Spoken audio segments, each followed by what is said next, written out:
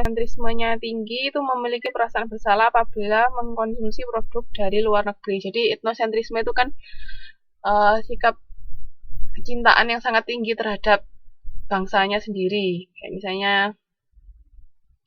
kita sangat cinta Indonesia, saking cintanya kita sampai misalnya nggak mau beli produk dari luar negeri, atau itu tadi merasa bersalah kalau beli produk luar negeri. Tapi kalau kalau etnosentrismenya nggak terlalu tinggi, ya nggak masalah biasanya beli produk luar negeri. Gitu. Oke, terus saya masuk ke brand personality. Di sini brand personality itu faktor yang berharga dalam meningkatkan ikatan atau hubungan antara merek dan pemakai. Jadi kan kan kadang-kadang kan ketika masih tahu positioning itu apa? Jadi kan ketika perusahaan melakukan positioning itu kan dia pasti mempromokan bahwa produknya itu seperti ini gitu toh.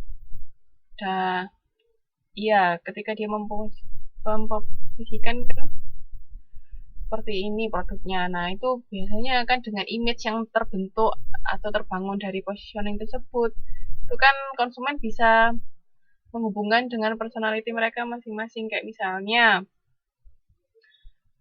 kalau misalnya orang-orang yang beli ini, kalau di sini contohnya konsumen cenderung menggambar Volvo, menggambarkan citra keamanan yang tinggi. Jadi karena sudah tahu Volvo itu pasti apa keamanannya paling bagus di antara yang lain, dan kita sebagai konsumen itu sangat mementingkan yang namanya keamanan dalam berkendaraan. Nah, kita biasanya akan cenderung membeli Volvo seperti itu. Jadi brand personality itu bisa bisa memikat atau menarik konsumen yang merasa memiliki personality atau kepribadian yang sama dengan merek tersebut.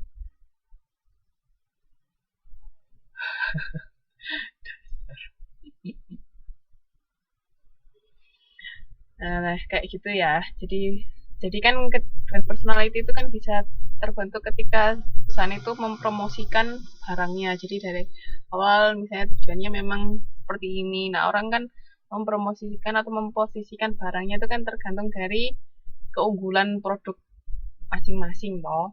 Jadi produknya ini unggul di mana? Ya karena misalnya Volvo memang benar-benar unggul dalam segi keamanan karena misalnya teknologinya sangat bagus untuk menjamin keamanan dalam berkendaraan, makanya dia berani misalnya mempromosikan bahwa Volvo ini keamanannya sangat oke.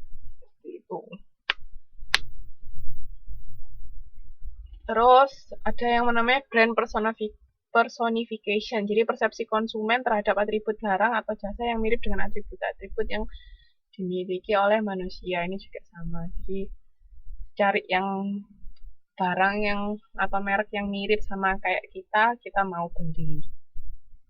Tapi kalau barang itu misalnya ndak apa namanya ndak sama sama kita ndak mau beli, itu ada kayak gitu misalnya. Nah, kalau ini misalnya Nike itu memberi kesan bahwa setiap orang memiliki jiwa sebagai atlet. Jadi yang cinta olahraga dia akan beli Nike. Misalnya seperti itu. Ini ada dimensi brand personality itu ada 5. Ada sincerity, excitement, kompetensi, sophistication, sama ruggedness. Jadi itu ada 5 dimensi brand personality.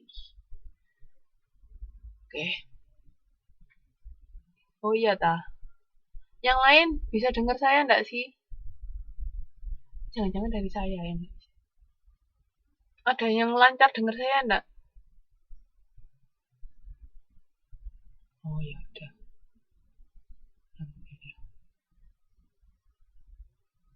Ya udah enggak apa-apa, Mbak. Mbak Mbak Arianti coba keluar dulu terus masuk lagi mungkin bisa lihat. Yang lain masih bisa lihat PPT toh.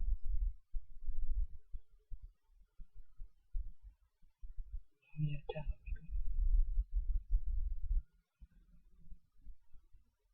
Oke. Kalau gitu saya lanjutkan ke kegiatan belajar 2. Ya, promo tentang konsep diri. Jadi konsep diri atau perspektif konsep diri itu persepsi, perasaan, dan sikap seseorang individu terhadap dirinya sendiri. Ayo, Mbak bisa menilai diri sendiri enggak?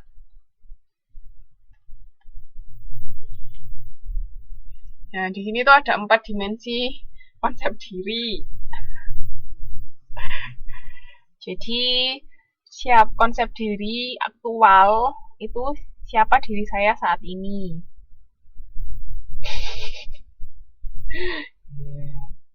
Jadi komentator aja Mbak Siti. Terus kalau sikap diri ideal itu saya ingin menjadi siapa saat ini. Kalau private self itu bagaimana saya ingin memandang diri saya sendiri. Terus kalau social self itu bagaimana saya ingin dipandang oleh orang lain. Jadi ada 4 ya. Kalau konsep diri aktual itu siapa saya saat ini. Kalau ideal itu saya ingin jadi siapa. Kalau private self itu bagaimana saya ingin memandang diri saya sendiri. Jadi gimana kita pengen mandang kita itu kayak gimana. Terus kalau social self itu bagaimana saya ingin dipandang oleh orang lain. Itu ada 4 dimensi konsep diri. Itu ada di tabel 4.2. Jadi ada apa namanya, ini tadi kan private self, social self, aktual, sama ideal. Jadi kalau aktual sama social self itu bagaimana sesungguhnya orang lain melihat diri saya. Kalau ideal sama social self bagaimana saya ingin orang lain melihat diri saya. Itu. Jadi kan kadang-kadang bisa jadi apa yang kita lihat tentang diri kita orang lain nggak tahu, misalnya itu bisa. Atau misalnya kita nggak sadar kita seperti apa, tapi orang lain yang bisa tahu itu juga bisa. Dia tergantung masing-masing. Mungkin kalau Mbak Siti itu tadi yang nggak tahu dirinya seperti apa, tapi orang lain tahu Mbak Siti itu seperti apa. Tuh.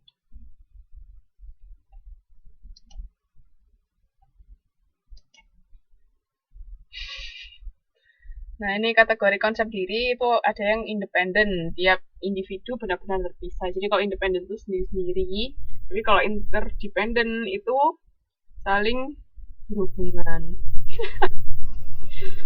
Misterius apa sok misterius? Kayaknya banyak yang ngejar-ngejar tadi.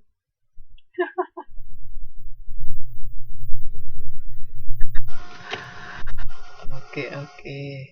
Terus kepemilikan dan extended self. Ini menurut Bell. Jadi kecenderungan seseorang untuk mendefinisikan dirinya sendiri berdasarkan kepemilikannya. Jadi karena kita punya sesuatu misalnya, makanya kita mendefinisikan kita seperti apa. Berdasarkan apa yang kita miliki. Terus ini ada yang namanya peak experience.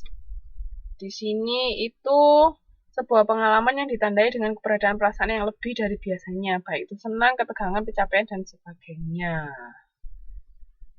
Pernah nggak mengalami itu?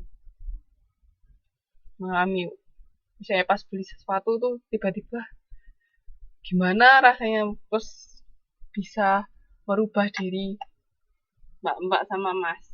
Pernah nggak beli barang sampai kayak gitu? Pernah. Apa mbak, beli barang apa? Ya, misalnya waktu beli sesuatu mbak, itu tiba-tiba mbak merasakan sesuatu yang nggak pernah dirasakan, terus akhirnya misalnya merubah cara pandangnya mbak, atau merubah sikapnya mbak, atau merubah apa. Pernah enggak? Itu namanya peak experience. Jadi merasakan sesuatu yang luar biasa terhadap suatu produk. Ya, ada satu momen buku habis baca langsung teng-teng berubah. Kalau Mbak Aya, Mbak Arianti.